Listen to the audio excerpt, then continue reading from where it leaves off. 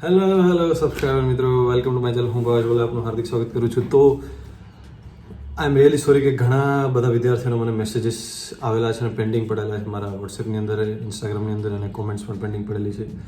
તો એનો હું રિપ્લાય એટલા માટે નથી કરી શક્યો કે હું થોડા દિવસો માટે બહાર ગામ હતો અને થોડુંક કામ હતું એટલા માટે. તો આઈ એમ રિયલી સોરી. તો હવે બધાને હું એટલે પર્સનલ ટાઈમ કાઢી બધા વિદ્યાર્થીઓને જે પણ ક્વેરી છે મેસેજના રિપ્લાય હું કરી દઈશ.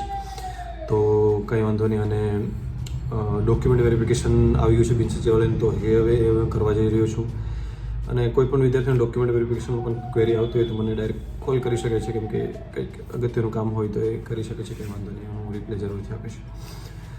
અને તો હવે હું હમણાં મારા ડોક્યુમેન્ટ સબમિટ બધા કરીશ. ડોક્યુમેન્ટની ફાઇલ લઈને જ બેઠો છું અત્યારે. તો બધા કઈ રીતના ડોક્યુમેન્ટ વેરીફાઈ કરવાના છે અને શું છે બધું ડોક્યુમેન્ટ તો કમ્પ્લીટ છે, જસ્ટ ખાલી અપલોડ કરવાના છે. તો કરી અને એમાં સારું છે કે ગ્રેજ્યુએશન ડોક્યુમેન્ટ અપલોડ નથી કરવાનું. બાકી મારા આટલા રિઝલ્ટ છે ગ્રેજ્યુએશનના, આ 32 રિઝલ્ટ છે મારી પાસે, જે એમએસ યુનિવર્સિટી વડોદરાના જે છે સિવિલ એન્જિનિયરિંગ.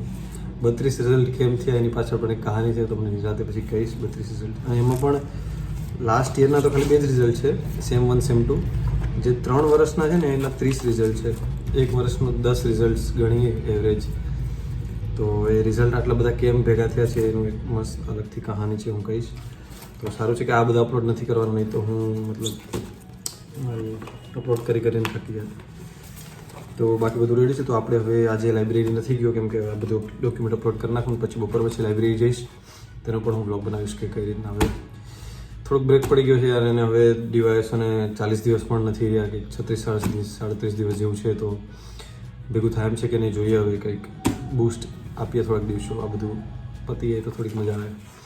તો કંઈ વાંધો નહીં. હવે હું આજે જરૂરથી બધાને મેસેજ રિપ્લાય કરીશ અને હવે આગળ ડોક્યુમેન્ટ અપલોડ કરીને પછી ડોક્યુમેન્ટ અપલોડ કરીશ. થોડાક ડોક્યુમેન્ટ છે પ્રાઇવસી હોય છે, એટલે બધા અપલોડ કરવા ટાઈમે ના બતાવું તો સારું.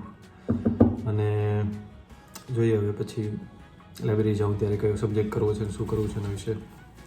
ડોક્યુમેન્ટ અપલોડની પ્રોસેસ ખતમ થઈ ગઈ છે અને હવે હું બધા ડોક્યુમેન્ટ અપલોડ કરી લીધા છે. તો હવે હું લાઇબ્રેરી જવા માટે નીકળીશ બપોર પછી.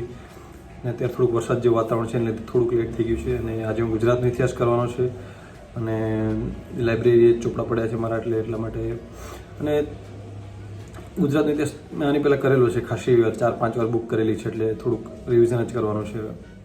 અને બીજી એક વાત કે મને આજે પ્રમોશન્સના ફોન આવ્યા, પ્રમોશન્સના, કે અમારું કંપનીનું પ્રમોશન કરો, વચ્ચે પેડ પ્રમોશન. તો મેં કીધું કંઈ વાંધો નહીં, આપણે આટલું મોટું પ્લેટફોર્મ છે, જો એનામાંથી ઇન્કમ આવતી હોય તો હું પણ એ ઇન્કમને કોઈક તમારા માટે ઉપયોગ કરી શકું. વિદ્યાર્થીઓ માટે હું એવું કોઈ પેન ટેબ્લેટ લઈ શકું જેનાથી ભણાવી શકું આગળ વિદ્યાર્થીઓને. તો એ હું ગીવ અવે કરી શકું, બુક્સ છે. તો એ પૈસા હું મતલબ કે એ પ્રમોશન હું કરીશ મેં કીધું. પરંતુ મેં એવું કીધું કે એવું કોઈ પ્રમોશન હું નહીં કરીશ કે જેને લીધે ફાઇનાન્શિયલી રિસ્ક હોય વિદ્યાર્થીઓ માટે. એવું ભલે મને પૈસા મળતા હોય હું એને રિજેક્ટ કરી દઈશ. ભલે ફાઇનાન્શિયલી રિસ્ક હશે વિદ્યાર્થીઓ, જેમ કે વિન્ઝો છે, રમી સર્કલ છે, કે હું વિદ્યાર્થીઓને એવું કહું કે ગેમ રમો, તો એ સારું ના લાગે. એટલા માટે હું એવા પ્રમોશન કોઈ જાતના નહીં કરીશ. અને તમે પણ વિદ્યાર્થીઓ સમજદાર છો કે એવી વસ્તુમાં પૈસા ઇન્વેસ્ટ કરવા ઇઝ નોટ વર્થ ઇટ, કે નથી કરવાનું એમ. તો એવી કોઈ એજ્યુકેશન રિલેટેડ હશે તો હું અવશ્યથી વચ્ચે એવું નાખીશ. અને એને લીધે જો લક્ષ્મી ચાંદલો કરવા આવતી હોય તો મોઢું ધોવા ના જવાય ત્યારે. એટલા માટે મેં શાંતિથી વિચાર્યું કે એ પ્રમોશન એક્સેપ્ટ કરું કે નહીં એમ. તો પછી મેં કીધું કે કંઈ વાંધો નહીં, આપણું પ્રમોશનને લીધે ઇન્કમ થશે હું વિદ્યાર્થીઓ માટે જ એનો ઉપયોગ કરીશ. હું કે મારા પર્સનલ ખર્ચા માટે ઉપયોગ કરવાનો જ નથી એને. એટલા માટે મેં હમણાં એનું કોન્ટ્રાક્ટને મતલબ યસ કીધું છે, એટલે થોડાક ટાઈમમાં એવું થઈ શકે છે. તો અત્યારે હવે લાઇબ્રેરીની અંદર જઈએ અને રીડિંગ કરીએ સરસ મજાનું. થોડાક દિવસો રહ્યા છે હવે ડીવાયએસ માટે, તો ફટાફટથી હવે થોડુંક બૂસ્ટ કરવું પડશે. અને ટેસ્ટ સિરીઝ પણ સોલ્વ કરીશ થોડા દિવસ પછી, પણ તમને હું વ્લોગ લાવતો રહીશ. અને હા, જે વિદ્યાર્થી મિત્રોને મેસેજ નથી કરી શક્યો એને હું આજે સાંજે બધાના રિપ્લાય કરી દઈશ. અને તલાટી માટે પણ થોડુંક મોક ટેસ્ટ બાબતે ચર્ચા કરવાની છે, પણ હું કરી દઈશ આગળ. ઘણા દિવસ બિઝી હોવાના કારણે નથી કરી શક્યો, માફ કરશો. તો મળીએ લાઇબ્રેરીએ. ટાટા.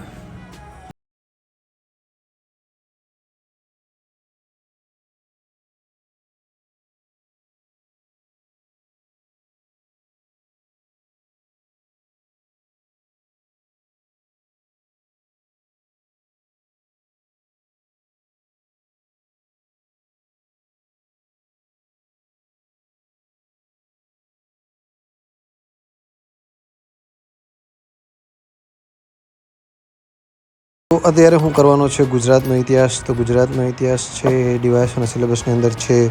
થોડોક પાર્ટ એનો અગત્યનો પાર્ટ છે, તો એ સ્કીપ ના કરી શકાય. અને મેં ઓલરેડી આ સબ્જેક્ટ કરેલો છે, ઘણી બધી વાર વાંચેલો છે, તો આ હું કરીશ. અને જે ગુજરાતની ઇતિહાસ માટે જે વર્લ્ડ ઇનબોક્સની આ જે બુક છે એ સરસ મજાની બુક છે એકદમ. તો આની અંદરથી